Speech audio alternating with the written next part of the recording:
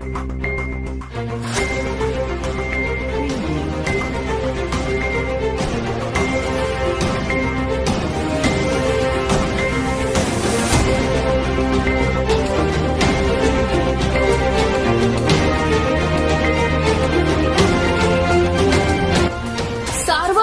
News Maharashtra. Radhanagari तालुक्यातील आमजाई वरवडे येथील वेदांत अशोक पाटील वय 11 या 5वीत शिकत असलेल्या बालकाचे खोकल्याचे औषध समजून कीटकनाशक प्यायल्याने दुर्दैवी मृत्यू झाला।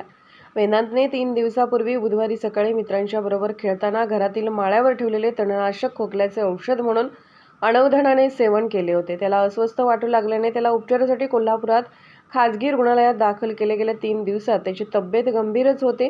काल पुन्हा एकदा कोल्हापूर येथील CPR रुग्णालयामध्ये दाखल केले होते, मात्र उपचार सुरू असतानाच शनिवारी पहाटे त्याची प्राणज्योत मालवली। त्याच्या दुर्दैवी मृत्यूने नातेवाईकांनी हृदय हेलावणारा आक्रोश केला। या दुर्घटनेची नोंद CPR पोलीस चौकीत झाली आहे।